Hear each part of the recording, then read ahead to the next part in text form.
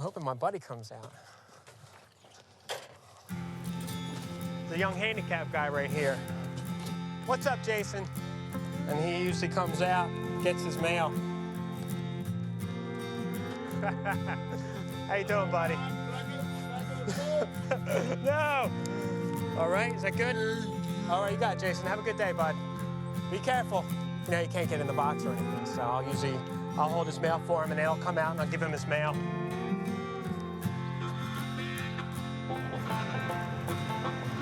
I mean, you just befriend these people. They're like family to you. So I see them coming up, I'll just grab their mail or something like that.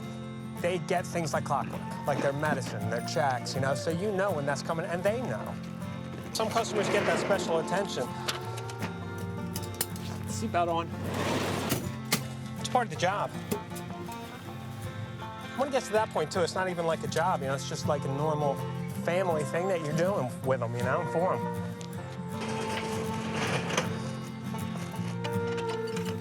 You can leave a letter on your door, and it will be hand-delivered to a spot thousands of miles away in the most remote corner of the United States.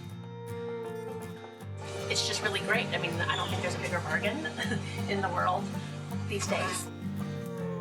That's a miracle right there. It takes 3 or 4 of those to get my normal cup of coffee. You can get this letter anywhere in the world, and you trust it's going to go there. The Postal Service delivers 155 billion pieces of mail every year, approximately 40% of the world's mail. You can actually see the people that you're touching, and I'm a people person, so it gives me a good feeling. You all right? Yeah. Good. We come here for the news, we come here for our mail, for the kids to play. I mean, this is just kind of our social point of Evanston. It's the post office, and you know the postmaster. If there are clerks there, you know them. You know they're there to serve you. They see each other, they get to talk about things that are happening and what they need to get involved in town. It can be politics, it can be a bond issue, it can be that there's a forest fire 2 miles down the road coming your way. Each place is composed of different people, and everybody's got a story to tell. So the post office is kind of the window on the world. You look forward to it.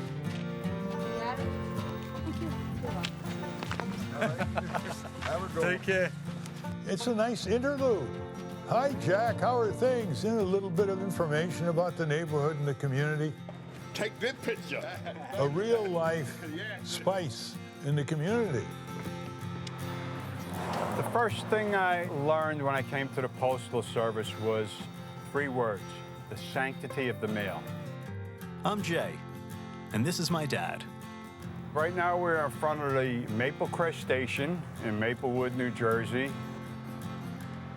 My job was box clerk, window clerk, and I spent many wonderful years here taking care of beautiful customers. He always had a lot to say about his job at the post office. I felt a feeling of accomplishment every day I came home from work. I love the attitude of those that work here. They're very personal, they give you good advice like we just got it today. I like to help people, and I care about them, and I want to give them the best service and most knowledgeable service that I could. After hearing the stories for 27 years and watching what he went through to keep his job, I set out to uncover if what happened to him was happening everywhere.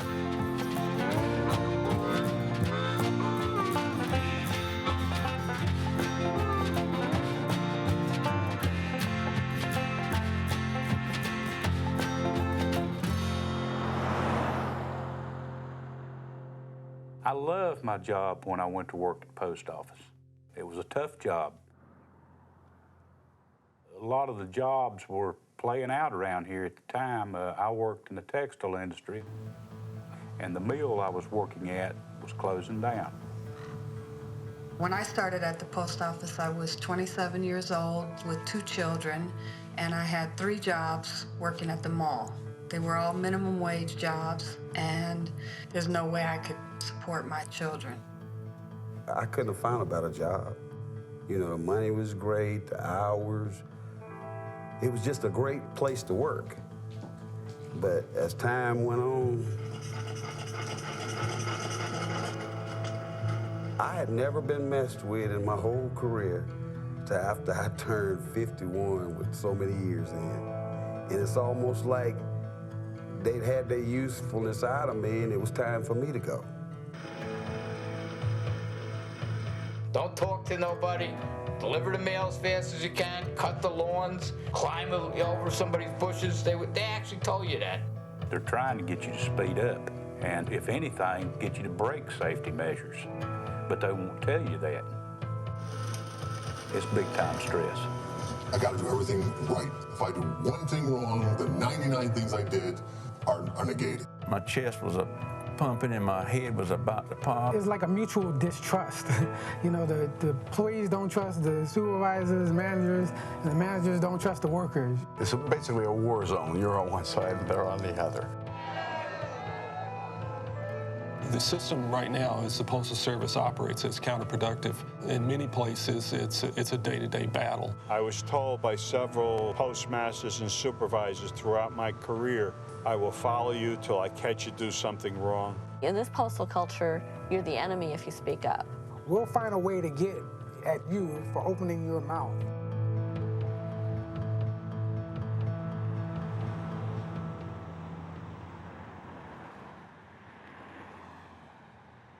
I worry about someone going postal. This is not an option for me, but what about someone that has put their life into the post office?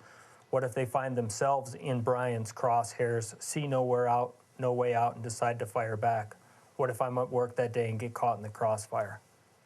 I warned them. I put it in writing, and I sent it to the EEO investigator, and I know that somebody took notice because the EEO investigator sent it to Charlotte, who sent a guy down to interview me for an hour to make sure that I wasn't contemplating something that. The district manager was having a town hall meeting.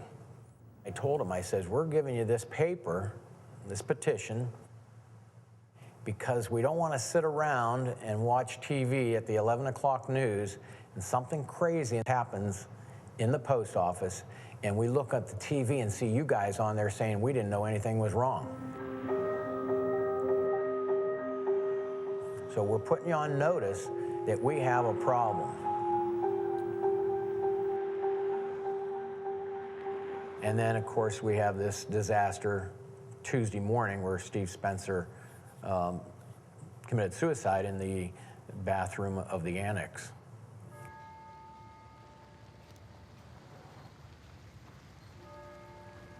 I was totally shocked. We had no one. We didn't have anybody to talk to the carriers. We sent 2 people to the hospital after that. It's just a tragedy that they had to work through that.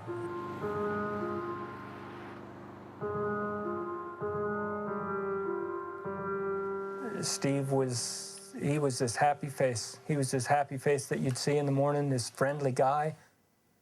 He didn't have any problems. Not on the outside. Steve was a straight-up fella.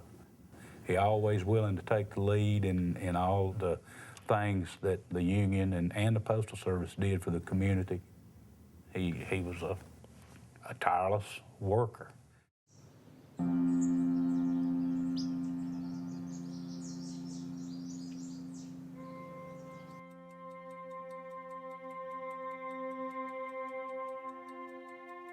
There would be postal management supervisors that would be coming out and following Steve. At first, it was just every once in a while, but the last 3 months that he was alive, it had gotten to be 3-4 times a week. You're taking your lunch break, you see them pass by or pull into the place you're at and stop and look at their watch. And get out and check, see if your vehicle's locked and look in it, knowing all the time that you're watching them. And then they move on. And that's, to me, that's harassment. I believe they were following him to shake Steve up. Hopefully they would find him doing something they could dismiss him for, that they could fire him for. But they can never do that. And I think that's why they followed him for so long.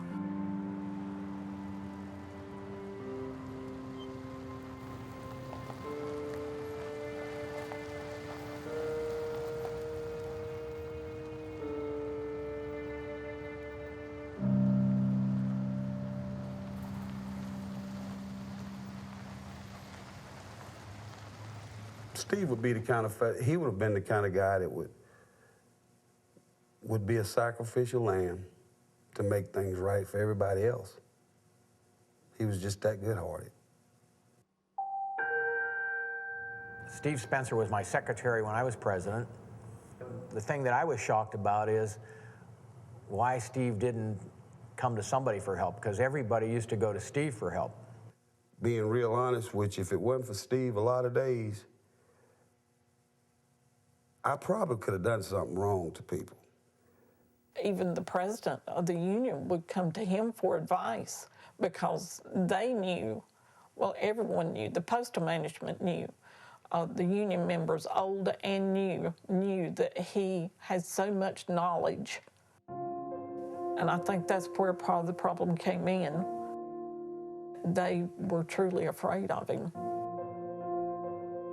He was the one that they were determined to see leave the Postal Service.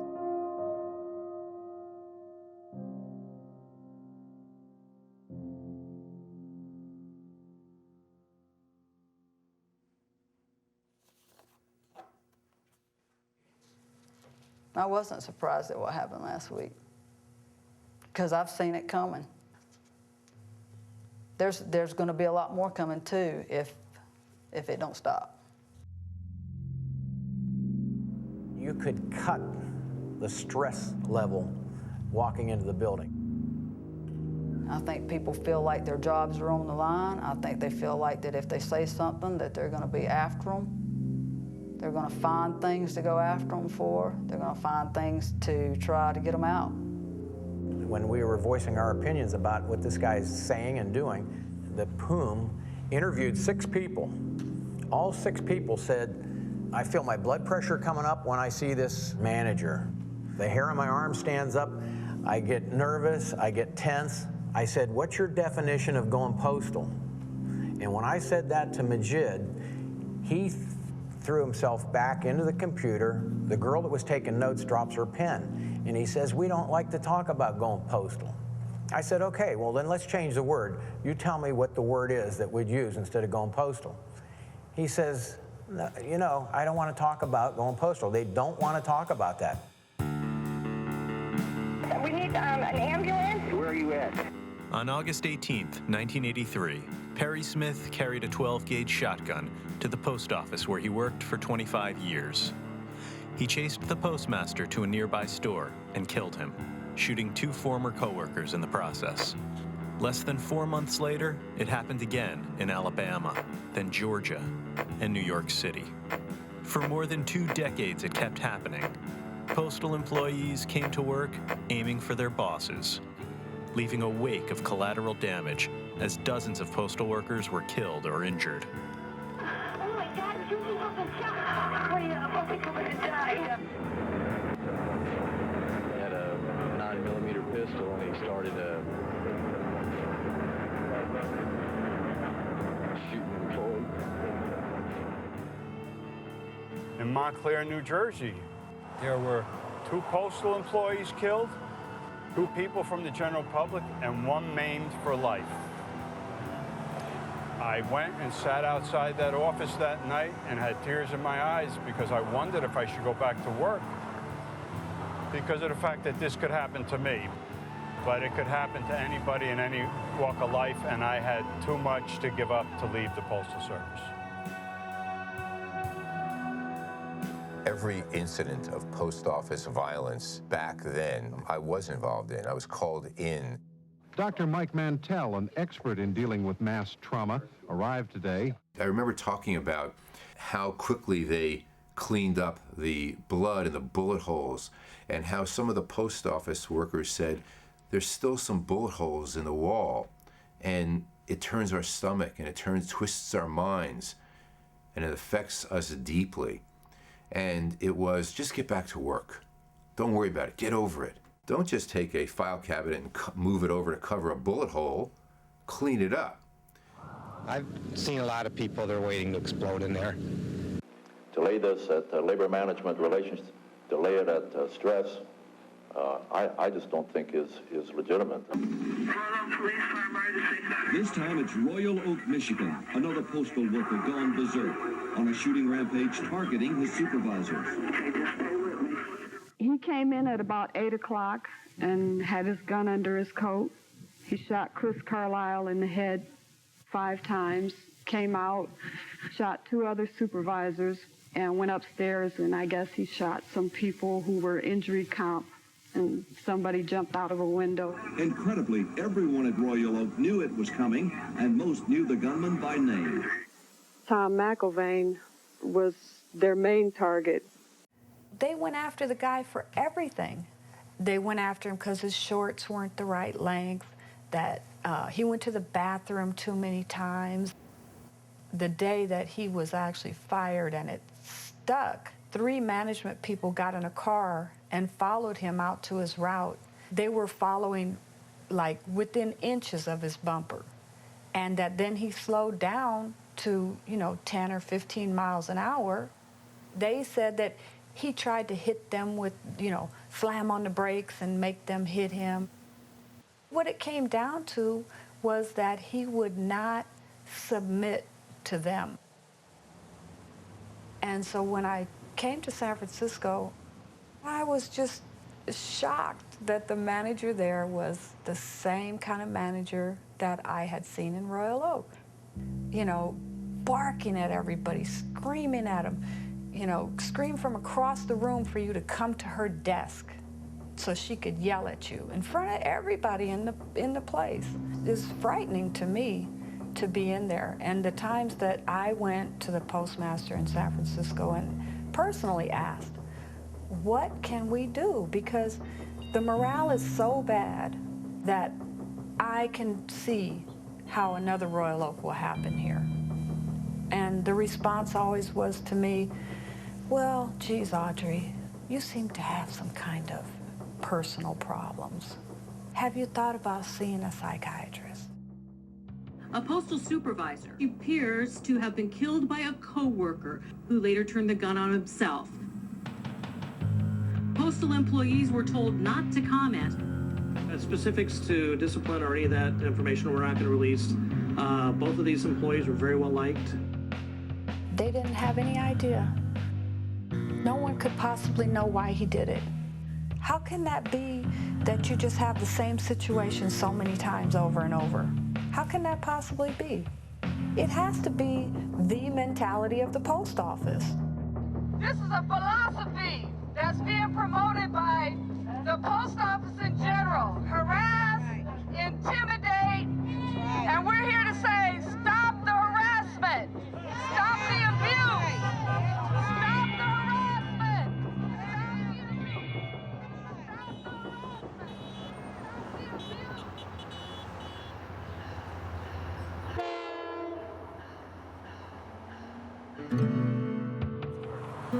Shop steward is a union person in the local post office that takes care of any problems with management and any of the other employees.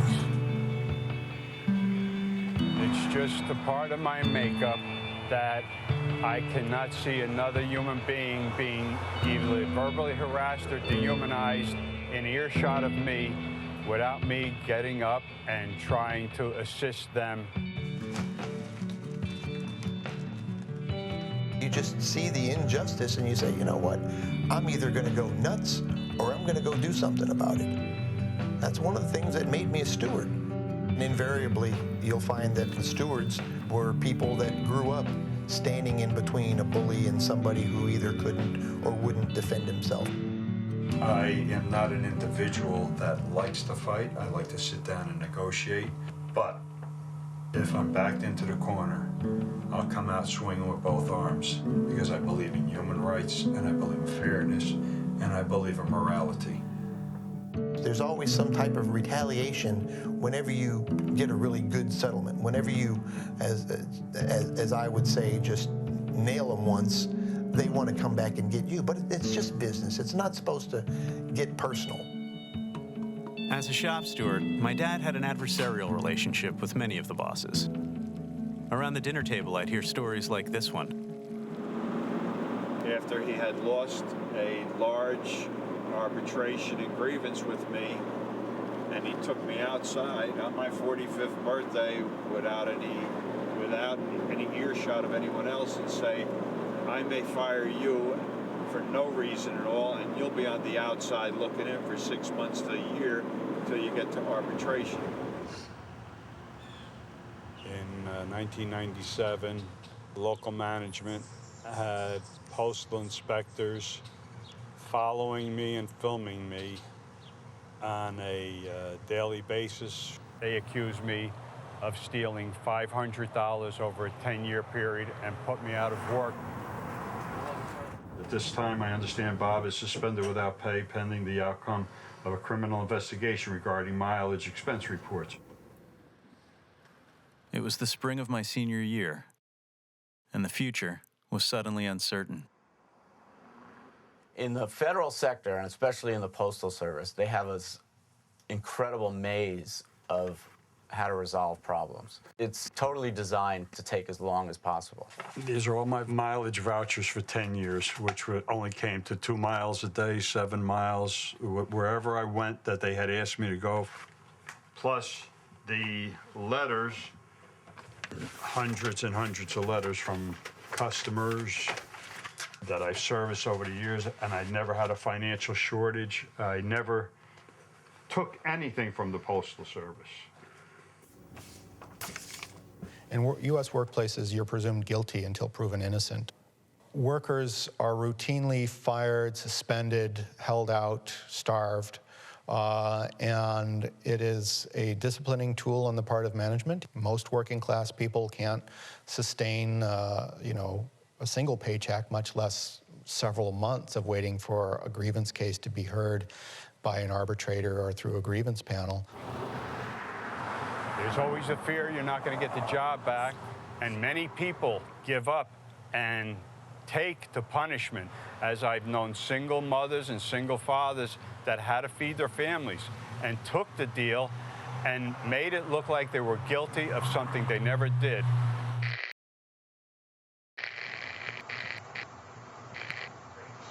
So what you actually going to do, you're going to fuck around and get fired. They can fire me for asking questions. What are you trying to figure out? You're going to fuck around and get fired. What are you trying to figure out? Now, the union will get you your job back, but in the meantime, you're going to be hurt. Why would they fire me? You're going to be fired. What are you trying to do, though? He's trying to stir some more shit. No.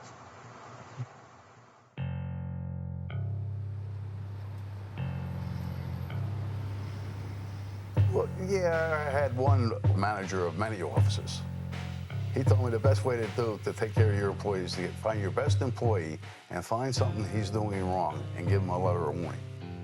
And I would say to myself, why in the world would I want to do that? Well, they figured that if you wrote up your best employee, then the other employees would fall in line thinking, well, they just wrote up the best guy in the office for some minor little detail. You know, they want to intimidate everybody.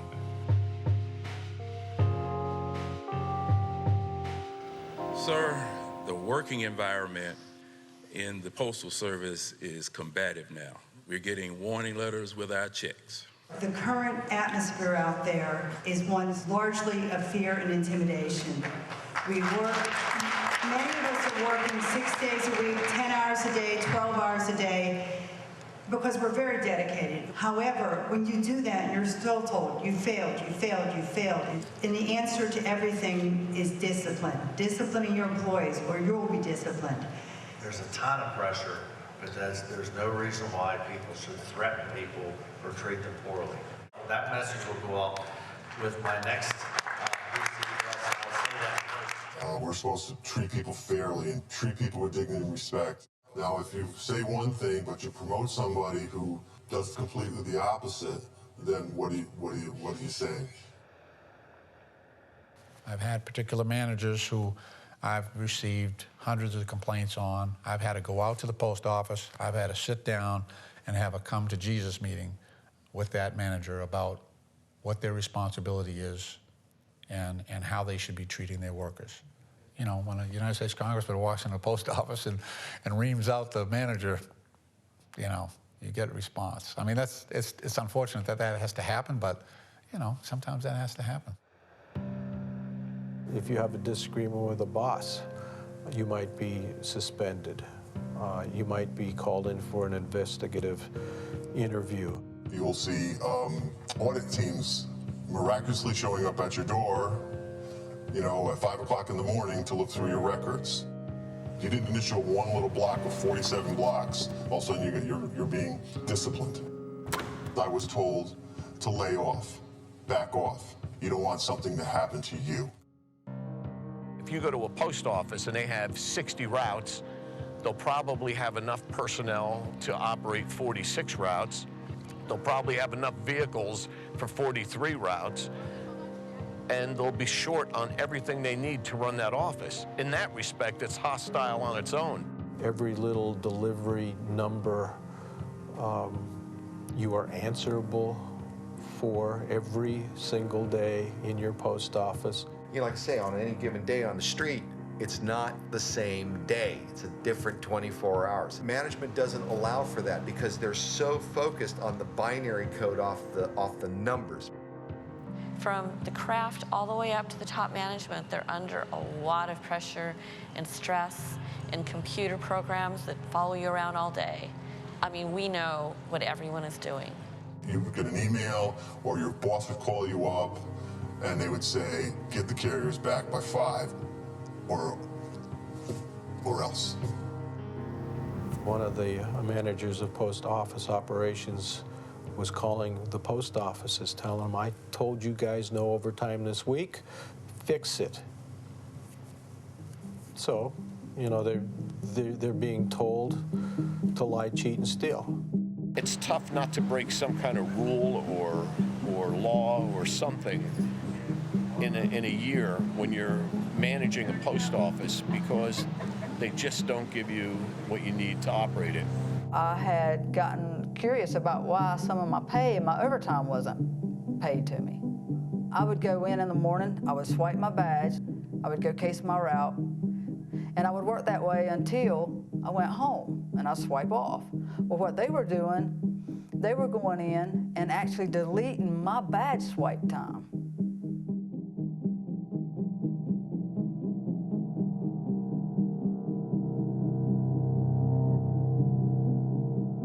And unfortunately, supervisors will take the carrier's time and change it to $16.99 so that they're back by $1,700. Just don't get caught. Because if you get caught, then it's going to be you, not me. If something's going on, or you doing something to me that you shouldn't be doing, I'm going to check into it. I'm going to read it. I'm going to look through the contract. I'm going to look through the employee labor manual. I'm going to the CFR. I'm not stopping with this right here because this is not right. They said that Steve didn't clock on Tuesday, the day that he died. Notice that they came in here on 6/2. You see, this is all management generated on 6/2. They came in here on 6/3 and deleted the clock ring.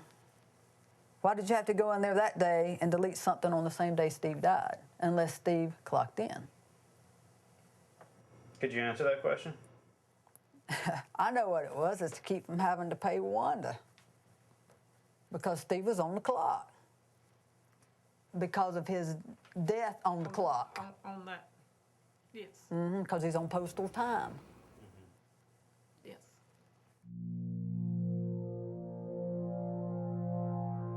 I think that the union and management was in it together. I think that they drove a wedge to Steve, and I think that they left Steve feeling like he just Had nothing else to do and no other way out. And they come close to putting that to me. We speak out to congressmen, we speak out to all kinds of people, politicians. You can't get nobody to address it. It's almost like the politicians and the Postal Service is together.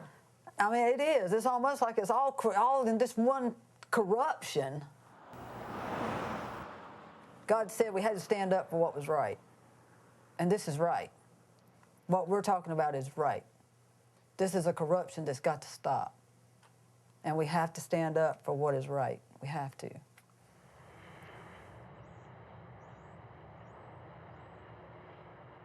Most people anywhere who are in business today use the mail, whether it's part of their marketing program, part of their communication capabilities. From our perspective as account managers, sales specialists, you say, well, my goal is to increase revenue. How can I do that?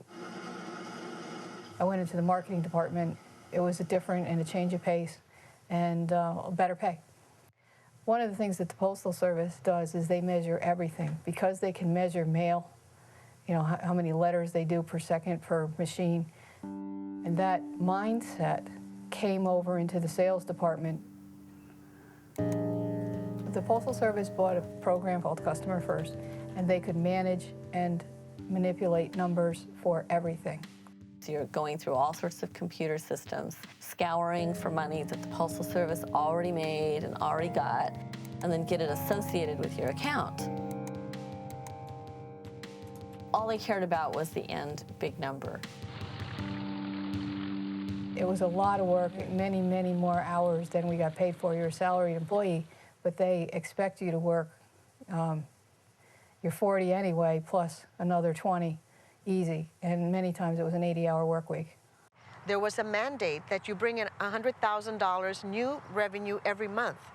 Many of my colleagues were reporting $100,000, $500,000, $700,000, $1 million sales. We started to create this, you know, the favoritism, better geographic territories, the better customers, all of the things that would make your job easier if you played the game. And then when all the numbers came out, they said, well, how come New York stinks? Look at the rest of the country. Look what they're doing. We'll go, what are they doing? They're making up numbers. It's not real. And a lot of people made lots of money based on whatever that criteria was. And a lot of the people, like I'll say old post office, kind of like what I call myself, old post office, were going, this is ridiculous. What is all this nonsense? What is all this wasted activity? Well, some people didn't look at it that way. All they saw was a formula for them to get paid. And they immediately jumped in there and started doing that. If you didn't bring in the numbers, your manager didn't get paid either. So your manager had a vested interest in getting you to write down what you needed to write down. I started getting in trouble. For the first time in my postal career, I started getting in trouble for not producing what they wanted. And it took me a while to pick up the tricks, how you were able to get the numbers that they expected. And little by little, I caught on. But after a while, it just felt wrong. And every time I talked about it, it's almost like I was growing enemies within. They didn't like the fact that I was bringing up stuff. It was dangerous.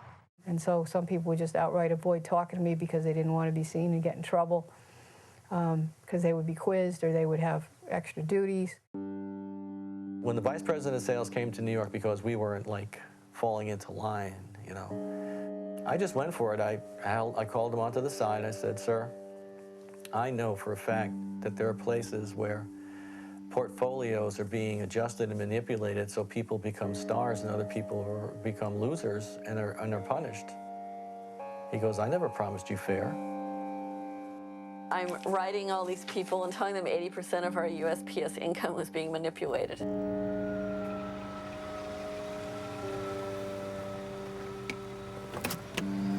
Yeah, these are, actually I just took these out of the house here and they need to be filed, but they're just papers and documentation, sales that were fabricated. At work, I have, God, so much more than this. And then different files here. I mean, at work, I have huge file cabinets. There's no way I would want to keep it all at work because you never know if something would happen. And then some people, you know, they get walked out for very unusual, strange reasons. And so you'd want to definitely have it. I mean, I don't think it's being paranoid. It's just being realistic that you're going against a really huge organization and you're trying to make them understand how they've really wronged so many people. Victoria, I'm putting you out on administrative leave pending an investigation into wrongdoing. And she had 2 policemen with her. So I looked at her and she just walked away. And I asked them, how long, what do I do? He says, get your personal belongings. How long will it take you to ask me? I said, probably 20 minutes. I've got everything in the office. And they shouted at me, now, lady, now. I should have realized that I was being set up. It took me a long time because I couldn't believe it. I grew up in the Postal Service. There are rules and regulations. I couldn't believe that my colleagues would be so afraid. You shouldn't be afraid. I used to tell them because the systems protect you. And what I learned is they don't. You can't walk around a corner worrying about they're coming after you for some reason, somehow, looking for excuses to find you, doing something wrong and then punishing you for it and bringing you up on progressive disciplinary action with a view towards removing you from the Postal Service. How can anybody focus on their job?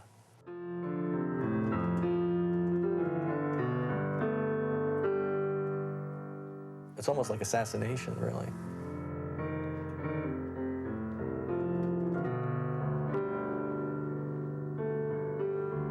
The manager I was telling you about would always want 3 weeks of appointments, 4 a day, scheduled out. Yet the people that were the favored didn't have to have that. They were sort of, missing on their calendars. And I believe that contributed to my current health state, that I could have been in a lot better shape had I addressed my health issue that I was not allowed to. Because if you go out on medical, or you take the day sick, you have to make up those visits. So now the 4 visits you didn't make that day, you got to make them up that week. I have never used any sick leave, and I've never taken any time off, as you can see from our conversation. So I have enough leave to cover me. The pressure Sue was under proved deadly. By the time she sought treatment, her cancer had taken over. Looking back, would you have done anything differently? Yeah, I would have started complaining earlier and been more forceful about it.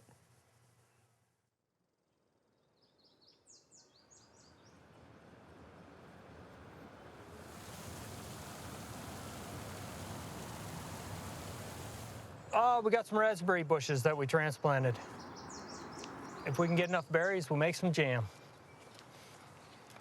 The biggest complaint that I have is that people can't get a grievance filed. It sounds to me like they're not even filing them. Show me the grievance. And that's what I was doing at the last union meeting. I was, show me the grievance. And so the next thing you know, someone in the back starts calling for the sergeant at arms. Like they need to grab me and throw me out of the union meeting because I won't stop complaining that I'm being lied to. Right now, our union is afraid of management. Our union should not be afraid of management. They should not. I hope by the time that this is over, that our union is afraid of its members. In March 1970, US postal workers went on strike. It was the first nationwide strike against the government and the largest wildcat strike in history. We called it a wildcat strike because postal workers went out on strike in opposition to what the union leaders were advising them to do. In several large cities, the post offices are shut down. In New York, for example, the mail system is wholly paralyzed by illegal walkout. The government immediately obtained a court order against the strike, and union leaders ordered the carriers back to work. Many refused. I don't like to go on strike, but we must because they've been pussyfooting too long. You can't live in New York City on what they're giving you. Prior to the strike, raises were dictated by Congress. Congress said, yeah, we're going to give them a raise. Congress says, no, we're not going to give them a raise. That's what created the strike.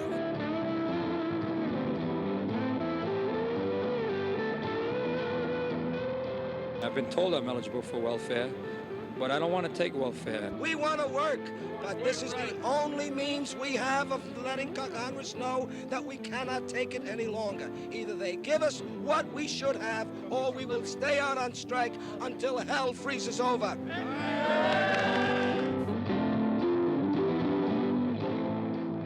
I pulled the Berkeley Heights office out, 8 to 10 clerks in there. I was a young buck, and I took a chance.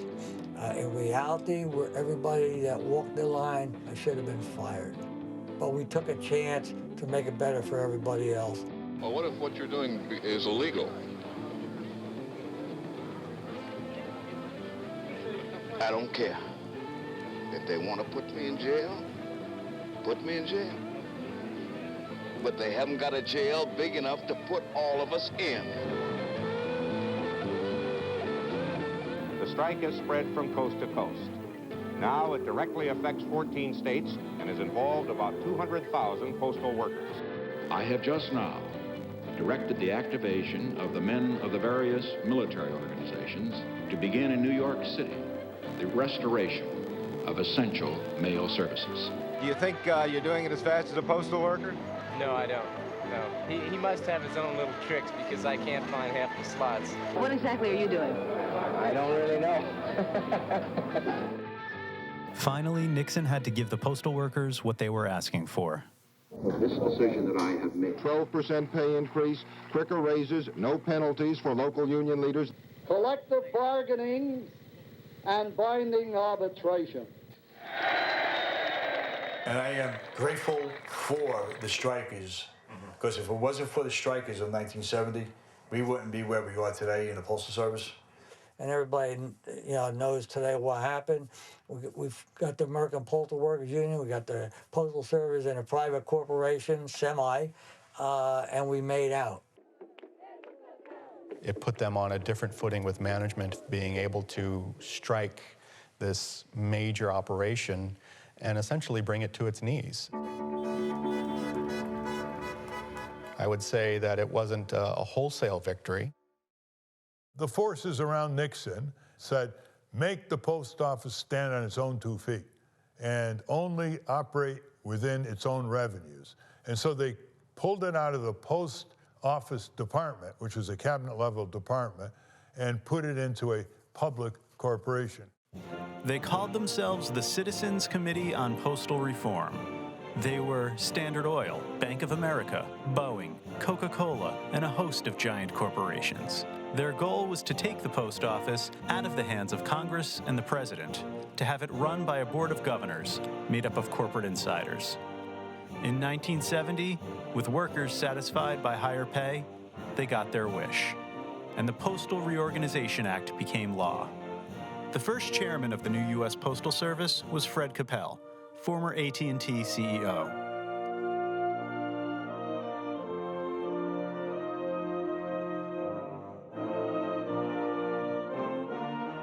Though the new law begins with the founders' vision for a postal service operated as a basic and fundamental service to bind the nation together, Capel's vision of a corporation with leaders not accountable to the people has proven stronger.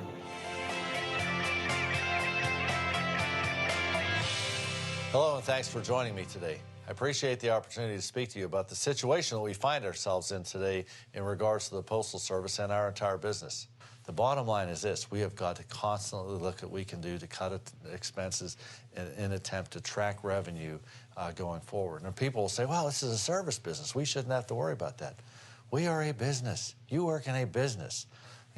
We are no different than any other business out there. As always, thank you for the great job that you do every day, and I'll talk to you next time.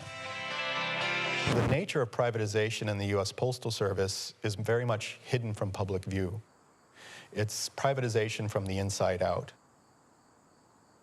So you still see the US Postal Service letter carrier delivering the mail to your door. But all the people involved, from getting it from, say, the business in Chicago to your local postal center, may not have been postal employees, because that whole segment of the U.S. mail stream may have been privatized. What the U.S. Postal Service provides FedEx and UPS is what they call the last mile, which is expensive if they had to go the last mile to the destination to deliver. We have Federal Express who drops off parcels. You purchase the item on the internet. You think that you're going through Federal Express because that's the only option you're given on the internet. Federal Express then takes them and drops them off at the post office and we deliver them. They can go and charge someone $10 or $15 or whatever, and then they can go to the post office and get it delivered for $3. There are all these other companies that are also processing parts of the mail and delivering parts of the mail and creating the machines that help to do the sorting. We're seeing private companies doing the work that we used to do. We give them discounts to do the work sharing. It's all those people who are behind the scenes, sorting the mail, collecting the mail. Pitney Bowes has one of the larger mail house services in the country. They have a variety of business services, many of which are designed to replace the inner workings of the US Postal Service. The Postal Service has spent billions of dollars in investment on equipment that now is underutilized. Much of that work has been contracted out. And so what has been privatized is everything up to that last mile of delivery, because that's where private enterprise can make the biggest profit. They take the profit, and then they leave the costliest aspect public. The way we're contracting out everything, I could see that the Postal Service will just be a shell of what it is now. The Postal Service was founded based on a premise to provide a service to all American people, no matter where they live. Universal service. It can't discriminate. It can't say, I don't want to go into the bad parts of the city because there's no money there. Business doesn't do that. It can't do that because it's not profitable. And the Postal Service has the responsibility of delivering to little towns in America. That's what we're all about. If we're talking about mail delivery, nobody else does it, and nobody else wants to do it. And as far as remote areas having to pay more, well, you know what? That seems fair to me because, you know, out in Wyoming and other places like that, they pay a lot less for their homes and for their land. So, you know, this would kind of equal everything out. If you were starting a mail company, you would skim the cream off the top.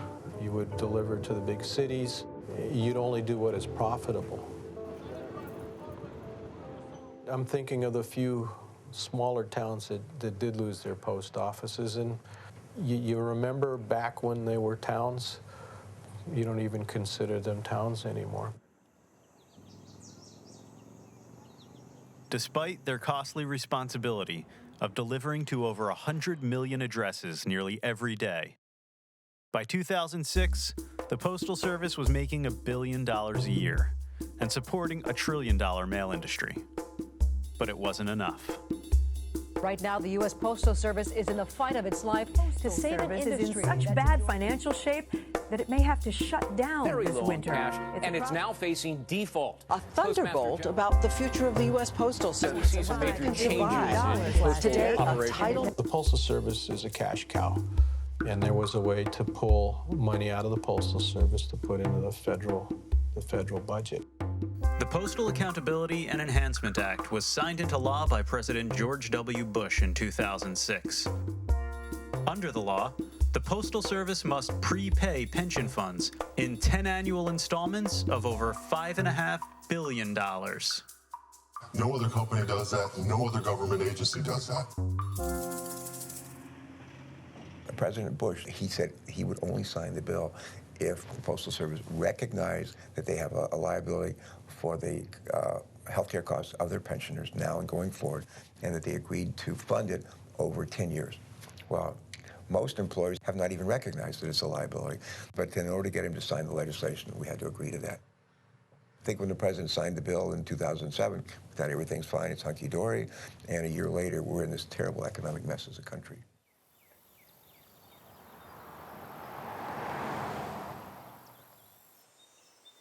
I actually think there was some malice among some individuals involved that wanted to see the United States Postal Service as a union environment go away and just privatize the whole thing. I think there was some of that in the mix.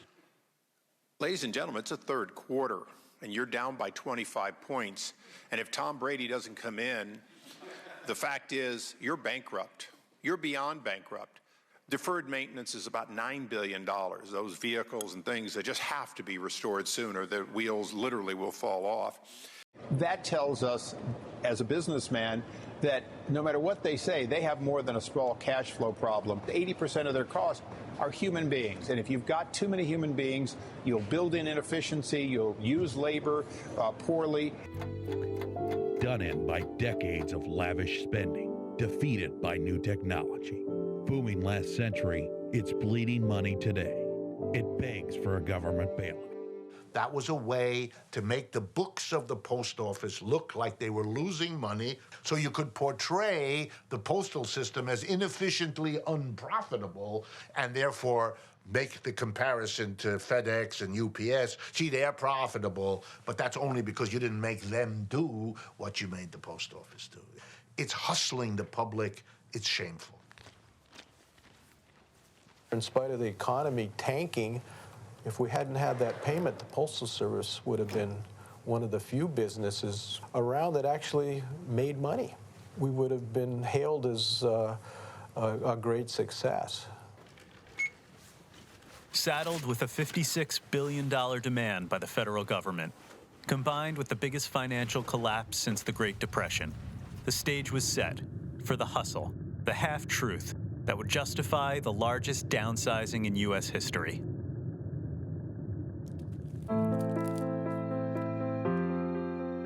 First-class mail is declining at a rapid pace because people are mailing less. In this information age of emails, tweets, and text messages, what we affectionately call snail mail seems somewhat impractical. The post office is essentially technologically obsolete. I mean, we all have a post office in our pocket.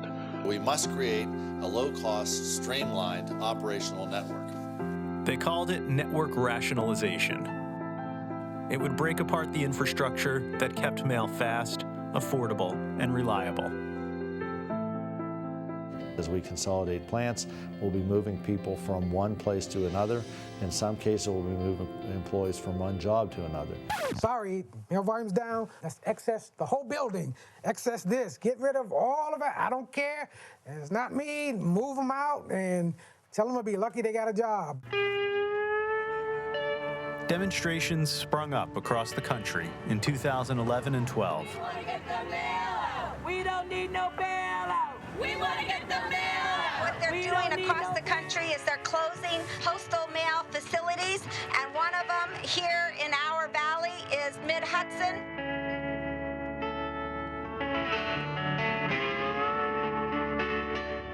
I think it's very obvious to anybody that's immediately involved the lunacy of sending local mail 100 miles this way or 100 miles that way when you've got the facilities and the equipment and the people right here.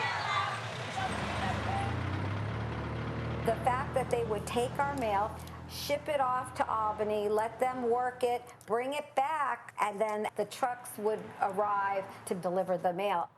It's just a delay of the mail service. I'm not going to talk about the fact that this should be a jewel in your system, the fact that it has a $1 a year lease, the fact that it sits in Steward Airport, the fact that it's on the crossroads of the Northeast on 2 major highways. I'm here tonight as a taxpayer, small business owner, and a person who spends thousands of dollars at the post office. You're going to sink the ship completely. All of those people that we deliver to and that we process their mail, they will get it overnight, first class. What the Postal Service proposes is changing that overnight service to a 2 to 3 day service. Things that we're really concerned with are the elderly, the poor, those that are dependent on their medicines. You know, they're out there and they're depending on that mail to be delivered by their carrier. As far as being a letter carrier, it's very personal because I deliver to the route I grew up on. As a mail carrier, I deal with these people every day, and I don't want to see the service get cut for them. I hate to see what the Postal Service does to our customers. They almost treat our customers like they don't count, and that's what we're fighting for. We do think they count. You have to pay your bills. You want your bills to get there on time. You don't want to count on waiting a week and a half or 2 weeks or whatever the heck it's going to take. That's not right. And not everybody owns a computer. Not everybody wants to do their mail over the internet. Not everybody wants to do their banking over the internet. You look at the hacking that's going on. I rely on the Postal Service to do my business. The Postal Service, you're bucking a trend here. Things are trying to get more local, and we're talking about getting people to commute an hour and a half in their cars. For me, it's going to be over 3 hours round trip. And then having these trucks go distances. You're also talking about all of that pollutant. Hudson Valley is the most beautiful valley that you could imagine with the river and everything, and it's at a big expense for everybody. They're being told there's no jobs within 50 miles. Might be jobs within 100 miles. And then if there's no jobs within 100 miles, they're talking maybe up to 200, 300 miles. They own homes or they live in condos. They got kids in school or kids in college. They can't afford just to pack their bag and move out. We don't want to lose them. They're great people. They're great neighbors. They're lovable. Please don't move away. These people down at that plant give their heart and soul to that damn plant. This job represents for me, I was able to provide my children a home, a stable family environment. I have a daughter now in college. My 2 boys are in high school. If I lose this job with the economy the way it is, how can I support my children? If they take our jobs away at the plant, we have no idea where we're going to be working. It just seems like they're going to tell us at the last minute and nobody really cares. In all, 223 plants had operations moved elsewhere, The Postal Service is a human organization. with postal managers promising a $1.6 billion savings in 2 years. After 2 years and all the disruption, they saved about $91 million, or 5.5% of their imagined goal. The loss of jobs is typical in all industries as they're going to automation. The only way to be more efficient is to embrace technology and automation. Today, they got machines that sort so much mail that you blink an eye and they got a truck full already. And what did that mean? That meant less jobs. But if you look at some of the things Amazon is talking about, drones and the like, I think they're looking for a way to cut the middleman out on delivery. Drones, robots, all technological changes are now revolutionizing most of the industries in our economy. So this is a general problem. One solution is, you 50, you're fired. Go home, go on welfare, become a crook, leave the country, whatever. Here's a second way. Everybody works half-time. Nobody loses a job. And guess what? Nobody loses any pay either.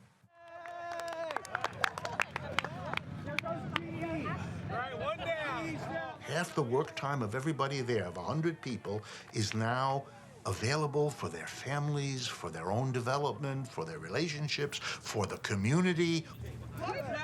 That's a benefit for the majority. We don't do that. We do the opposite. We fire 50 of them because that makes profit. Because the money you don't have to pay those 50 you fired, you, the employer, get to keep. So we allow that profit motive to shape the way technology is instituted in our businesses, public and private. Technology really needs to be used just for the betterment of our lives and not just for, you know, cutting corners, putting people out of work. I mean, I do the math and I say, well, okay, you can keep eliminating jobs because you have now a machine that can do it, but if you take it all the way to the extreme and you just have a couple people working and a whole country with just machines, who's going to buy all the stuff? How can that work? People need to be able to make a living. If delivering mail is not necessary, hey, let's not deliver mail. let's do something necessary. Do we need houses? Do we need food? The simple story is that the decline of the US Postal Service coincides with the rise of the internet and email, and that story is just too simplistic. First-class mail volumes have declined, and that has created financial pressure. But if you look at mail volume as a whole, particularly if you look at the parcel segment, they have grown substantially. Looking at internet use, people with more use of the internet or more access to the internet tend to get more mail. The role and influence of private corporations is tremendous, and their ability to shape the legal environment then really reflects their desire to limit competition. If the Postal Service was out of the way, don't you think FedEx and UPS could charge more for what they do? If the Postal Service was out of the way, don't you think the vampires in Congress could sell off all the property and all the assets the Postal Service has and steal that money?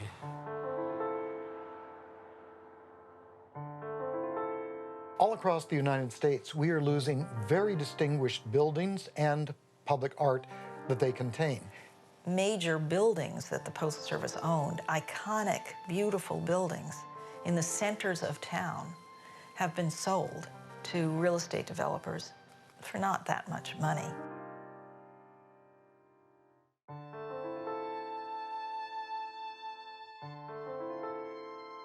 They were designed to be among the best buildings in town, architecturally distinguished, but also the craftsmanship.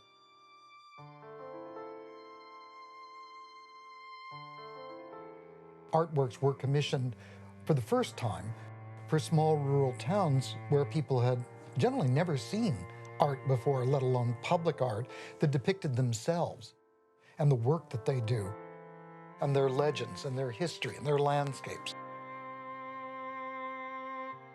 It was to ennoble Americans who do common work so that they would know that this is part of what constitutes a civilization, of all of us working together, doing our bit. The real estate portfolio, which the public owns and paid for, is variously estimated to be worth $50 to $100 billion. So anybody who can get their hands on that is going to make out very nicely, like a bandit, perhaps. The Postal Service gave an exclusive contract to the world's largest commercial real estate company, CBRE, to not only sell our property, but also to advise them on what to sell and also to lease back property which the Postal Service doesn't own to it. So this is a very nice, cushy deal. Now, where it really gets interesting is that the chair of the board and largely the owner of CBRE is none other than Richard C. Blum, a billionaire private equity capitalist who just happens to be the husband of Senator Dianne Feinstein, perhaps the most powerful senator in Congress. By any measure, this is a rather startling conflict of interest that nobody seems to have looked into and the press has scarcely mentioned.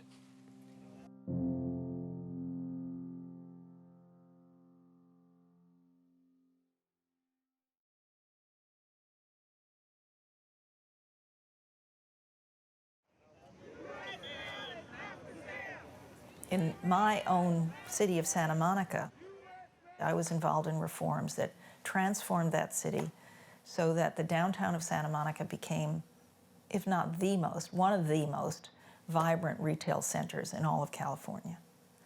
And there's a beautiful post office in that set of blocks. And the Postal Service sold it to some guy who's making it into a movie studio.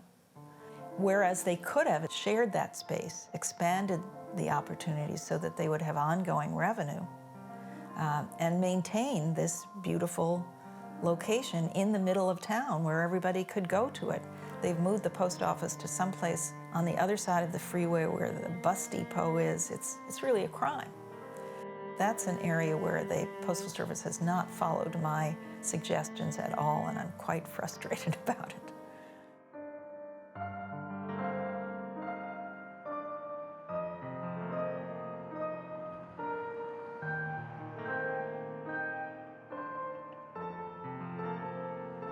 In Washington, D.C., you can go to the old post office and pay the President of the United States $24 for a cheeseburger.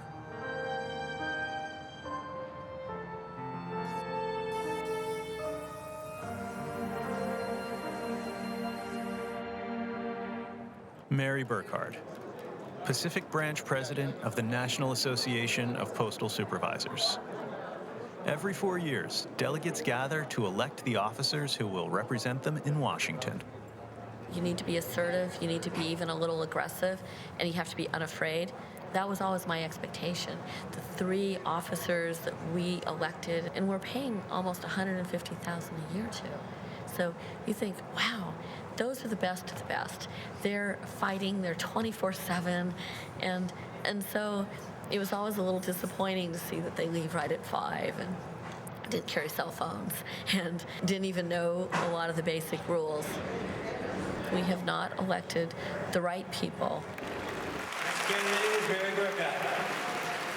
When I first ran, one of the national officers told me, "Why are you doing this?" Because it was already, the election happened 4 years ago.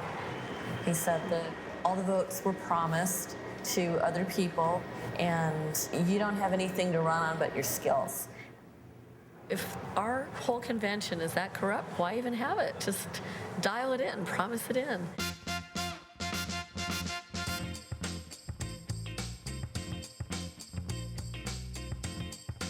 We need someone that's serious, someone that will get it done, someone with the facts behind them, someone that's different. Hey! Welcome to the ice cream social. Did you get ice cream? Not one candidate can show you they've gone to the OIG and been a whistleblower, and I've done it twice. Not one can say they have gone to postal headquarters and talked to everyone. I better get in or I'll get locked out of my own campaign. Take care, thanks. Yep, the vote's in. We're hoping that Mary will be the new Secretary-Treasurer. For the office of National Secretary-Treasurer, John Jeter, 1,288 votes. Jill Carr, 176 votes. Brian Wagner, 1,593 votes. Mary Burkhardt, 235 votes.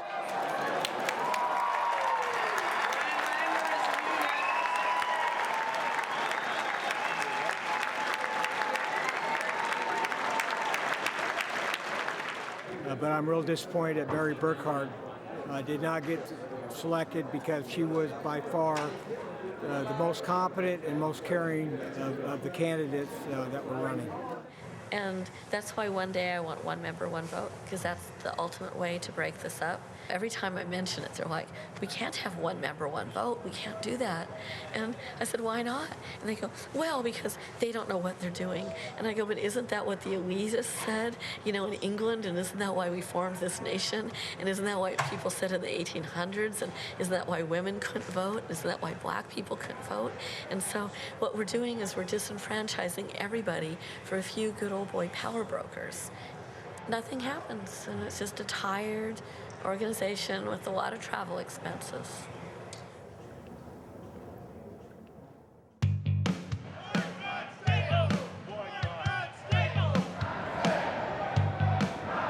Our message is loud, our message is clear. US mail is not for sale. In November 2013, the Postal Service begins opening mini post offices in Staples stores nationwide. I mean, what's going to happen next? You're going to go to your local post office, there's going to be a sign on the door. We're closed, go to the nearest Staples. If it's not a secret deal, give us a contract. I'd like to know what they're getting out of it. The contract has been so redacted that you can hardly read it.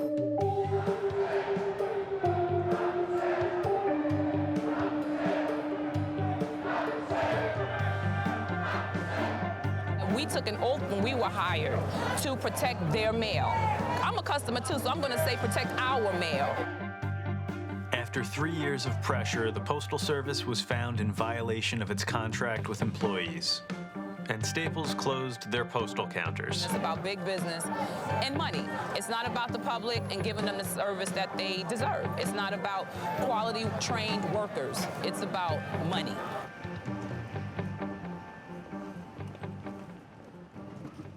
One of the things the postal system did was to create the expectation that a job can have reasonable hours, can have a good pension, what used to be called a middle-class American dream lifestyle, right? If you destroy those jobs, what you're doing is you're ratcheting down the standard of living. You're allowing all the other employers in an area to offer less and less so that the only comparison anybody has is the poorer job. What are the costs of low wages? Not just costs to those individual workers, but costs to the communities. The first largest business that employs the most people is Walmart. And the wages there are so low that many of the Walmart employees have to go on welfare. That is, they are subsidized by the taxpayer. And what you end up having is the US Postal Service retail clerk subsidizing Walmart in order to pay those workers so much lower wages. So it really changes the direction of who is subsidizing whom. Traditional 9 to 5 doesn't work in our current economy. As people are working multiple part-time jobs, you may work a 4-hour day at the post office and drive Uber for 4 hours. They've tried to bring in hourly wage people for part-time hours at $15 an hour with no benefits, no health insurance.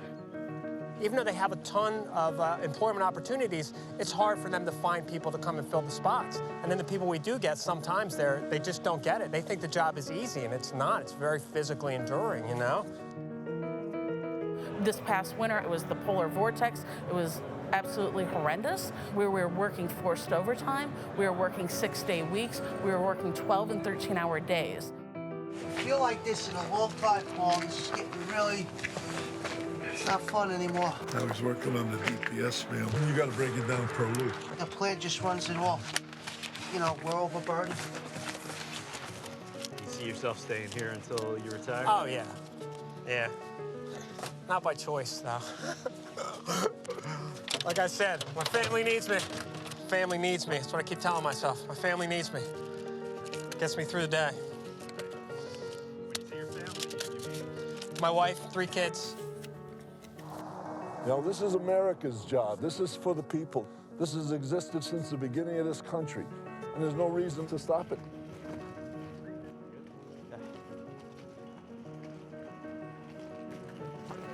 I think letter carriers are the most widely appreciated federal worker in the country. Day to day, when I knock on people's doors and they see me, my postal uniform, they feel like I'm someone they can trust. People do come out in our favor. We have, you know, communities are always backing the letter carriers, all the time. Hey, what's up? Yeah, what, you want to be on TV with me?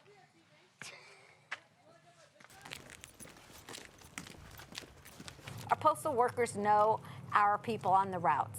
They take pride in being able to make sure that they're okay. We've saved quite a few lives all through the years.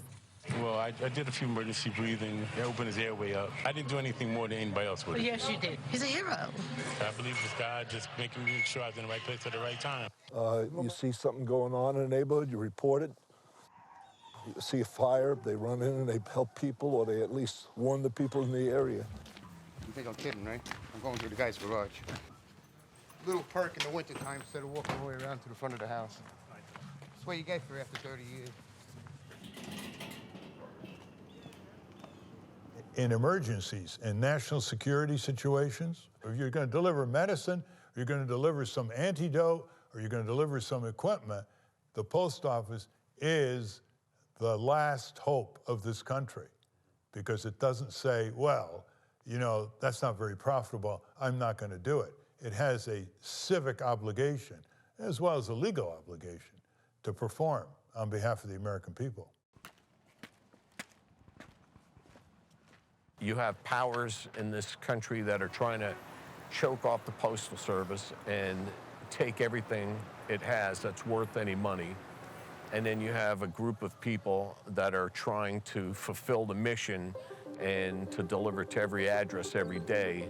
The one philosophy flies in the face of the other.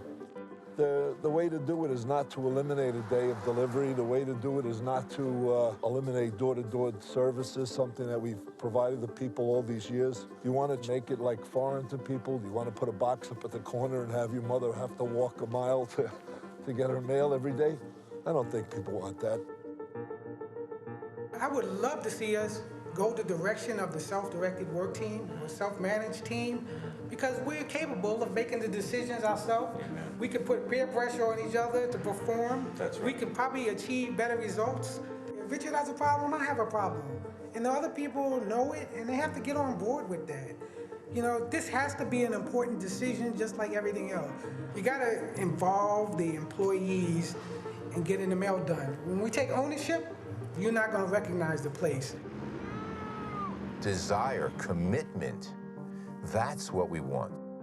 You only get it when you make people part of the process. We don't need 4 people doing the same job at 4 different levels, at 4 different pay structures. I think there's no one more equipped to run the post office than the people that actually do the work and understand what it takes. Oh, we can definitely run it. In my station, for example, that I come from West Farms, we ran our station. The employees ran our station. You know what your assignment is every day. We can do it all. And most of the oversight and the paperwork that the people deal with now is just, you know, did the mail get there on time? Did that box get there? Did Amazon get all scanned properly?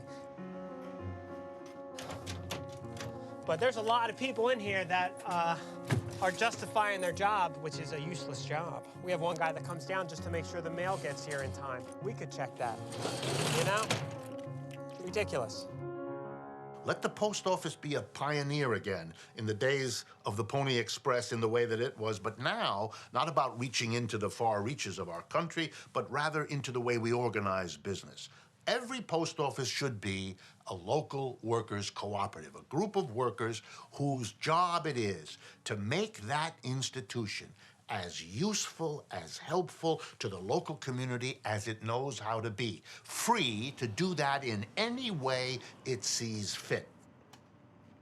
At one time, they were able to offer copying services in post office lobbies, and Kinko's got that shut down. They lobbied Congress, and all of a sudden there's a law that you can't have copy machines in your local post office. The Postal Service has its hands tied by Congress. For example, up until 1968, you had postal savings system as part of the post office, and the banks didn't like it. Even though people used it, it was convenient, it was reliable, banks pressured Congress, they closed it down. You know, people have said, well, let the post office go into banking. Well, you know, that's not why we created the Postal Service. We got plenty of private banks that'll do banking. I think it might diffuse our mission. It might open us up to a lot of criticism. You know, the Postal Service didn't crash the economy and steal people's pensions. The Postal Service is there to provide a service for the people. Unless the banking community has completely abandoned a certain area, and there are some areas that are underbanked. There are only 30 million unbanked people in this country, and they could be the source of wonderful service in communities all over the country because the post office is there, it doesn't have to be built, and they will produce revenue for the Postal Service. I think there's a lot of other adaptations that we could be leading the way in, such as a high-speed internet kiosk. Access to a secure online bill payment center. There's communities all across the country that don't even have access to high-speed internet, period. And there's also many people that can't afford to have these services in their home. The Postal Service doesn't have to pay tax on their building. So if we're going to do that, we've got to find a way to level the playing field so they don't put the mom and pop internet cafe a couple of blocks down out of business. This would be the government competing with the private sector. You betcha, and that's a good thing. Let the private sector have a competitor.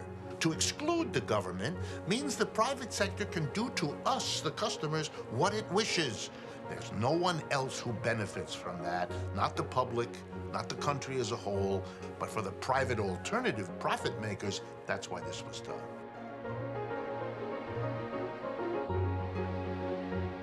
We understand their frustration about waiting in lines, the short staffing. We want to be the best. We've always strived to be the best, and to see all of what's fallen apart now, it hurts a lot of workers because we have pride. Let them be responsible not only to one another as workers, but to the community they serve. Let there be a board of the community elected democratically that interacts with this worker co-op to reach the decisions that serve this community best. It's a whole new way of organizing. That's right. The post office belongs to us. Yeah. The post office belongs to the American people. Yeah. I want to be able to bring back pride in being a postal worker. I'm proud to be a postal worker. I'm proud to be able to serve the American people. That means something. That means something to me. I definitely want to see a lot of grassroots activism, people getting out there and protecting the United States Postal Service. The letter is so personal. The emails and the texting and all that is all impersonal. And you know how much time and effort it takes to sit down and pen something. So it means a lot more. My mom was cleaning out some files and gave me that picture, so I love it. See, I've been born to do this kind of stuff. See, I was doing this way back then. Yeah. All right, Mom made sure I was ready. I guess she planned for me to be somebody. So, and I got the envelope printed, and inside there's a letter from me. I want to continue to do big things for the membership as your chief spokesperson. And that's what I am, a chief spokesperson. That's what union representatives are. We're not lawmakers, so hopefully people don't look at us like some politician. It's a different kind of election, so sent out way more than 1,000 of them. So there's one more year to go with the union, and as I said, I think I'll be able to smile and sleep a little better. Yeah. And not have nightmares about, who lost their job today or who's getting written up for silly stuff or things like that. Because if you take it personally, which I do, it stays with you in a very negative type of way. Yeah. Really, it wears on you. Yeah.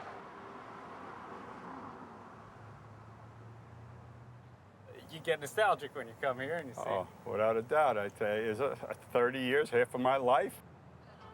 Here he bartender's coming. Bartender didn't even ask me if I want to drink. I'm here an hour.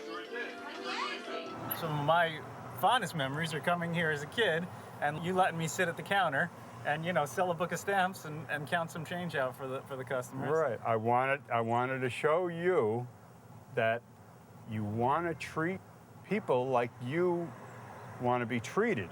You treat people like you want to be treated. And I honestly and firmly believe that even though these people were doing business with the Postal Service, they were doing business with me, and after time, they were not customers. They were family and friends. It doesn't take long outside the Maplewood post office for my dad to bump into an old customer. Everything okay? Everything's all right. That's good. I'm out 6 years already. I can't believe it. I know. That's my son and his wife. Oh, how you doing? All right. And today's their first anniversary. We're making a movie about the post office because of him. Okay. That's why we're out here filming. He lived in my house and saw it happen, so he was honoring me by making this film. I was fired because I was accused of falsifying a federal document, misappropriation of funds from the Postal Service, which totaled $579.56 over a 10-year period, 13 cents a day. The Postal Service was able to keep me out of work for 364 days without benefit of pay or hospitalization. It was a very trying time in my life. I knew it took a big toll on him, and I was about to go to college, and so he had a mortgage, and I know he had all these stresses on him, and it just didn't seem right. You lose a couple cases that you feel you should have won, and you feel like your world almost like fell apart. Mm-hmm. It's like a personal kick in the head. It's just not acceptable. That's never a good thing when you couldn't protect somebody.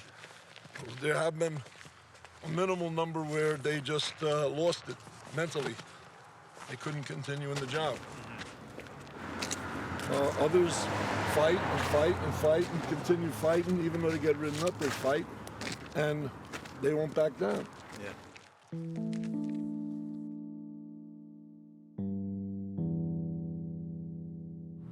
But I was so happy that I held out, and I was exonerated the day before we were supposed to go to court because management knew they did not have a case against me. Any reasonable subsistence expense that you incur as a result of official travel will be approved. Somehow, some way for my family. My family was at the forefront. My wife, my son, and the place we lived was at the forefront, and they gave me all of my strength.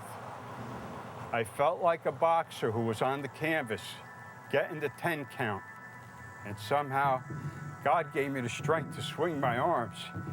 And I hit him, and I won. And I survived. How's Meow Meow? Yeah, Meow Man. He's a Meow Man. Everybody's a Meow Man. And even if at the end of the day management has to put that worker back to work with full back pay, they will have achieved something in terms of imposing discipline and control on the workforce. I can't make a statement because then they're going to treat me like they treat you. Lo and behold, I did lose my job.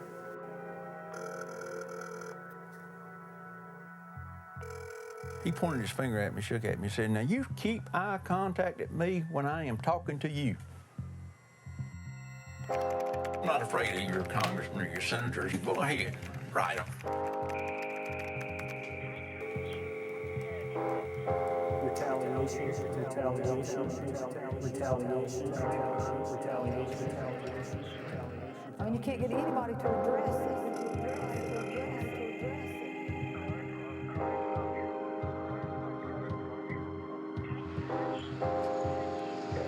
Hello again, Ms. Brennan. This is Galione, Postal Documentary Director.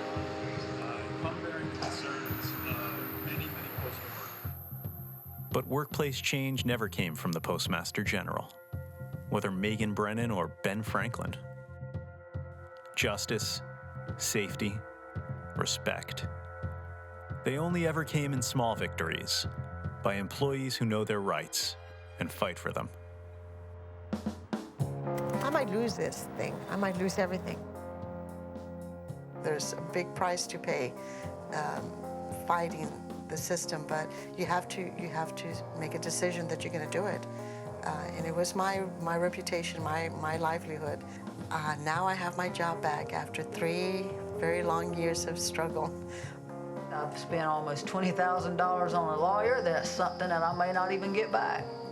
It was really wild because he was sitting there going, "I gotta be honest, I'm under oath, I gotta be honest." And he says, "She's really a good worker." And I'm sitting there going, "Yeah, just keep on being honest, man, just keep on." Because he turned out to be a better witness for me than he did for them. Tracy won her lawsuit. Today is election day for the union here in Gastonia. It's going to be held at the main post office. Tim Radke is going to run for president. Each candidate is entitled to have an observer present during the following. An observer is in the room with the ballots. They watched proceedings that are going on, mostly to see that things are done correctly, done the right way, that there are no, per se, shady dealings going on. The people that we want to challenge are the people that have been management. Once you go to management, we don't ever want you back. Of course, I accepted because I want to see that this is done right. And the challenge must be made before those envelopes are opened. Very hopefully, this can be changed, the presidency, to make a new beginning, which the union, I think, needs very much. Well, there's the letter I sent out. That was the only mud I really slung. That's like a poem. Yeah.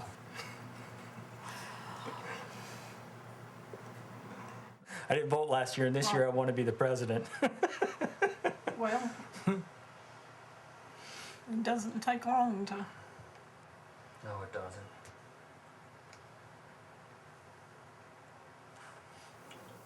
And people don't understand why our union does not stand up and speak. I understand why, and most of it has to do with, fear. But the part I don't understand is what they're afraid of. Have another hug. We'll see you at 5 o'clock. Yes, sir. You take care of yourself. Thank you.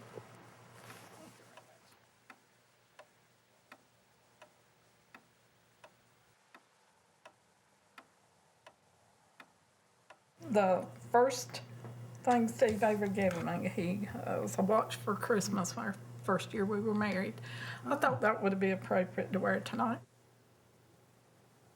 I knew that he would want me to be there. I was there for Steve, what he stood for. I was there for Steve's respect and to make things right and to put that spark back into people. I started with the spark and then just keep building it up. And if one person came there and saw you supporting me and changed their vote, one person that won the election, that changed from what would have been a tie. And if it was, that's one of the greatest things that could happen.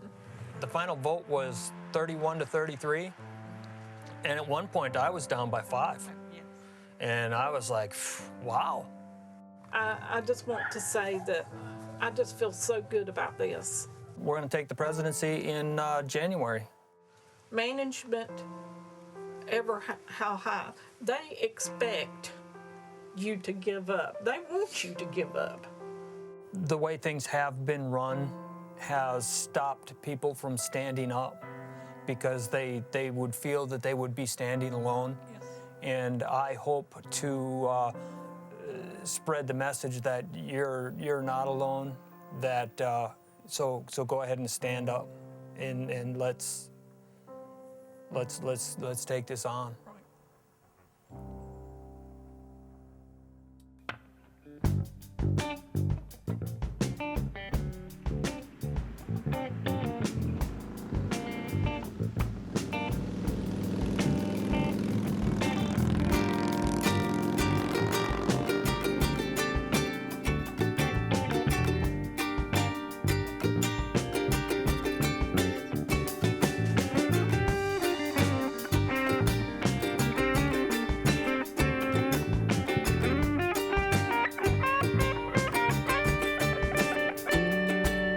Sometimes every single thing is happening.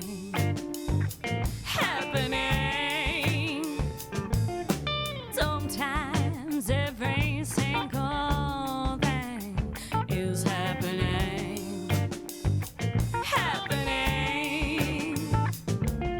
Across the great divide, you don't want to choose your side. We must do more than occupy. Give him a chance and just comply. Love and lucky breaks, Trump hate in every way. Don't say that it's too late to make our nation great. The time is now. Don't give up. Don't walk away. Whoa, I need you.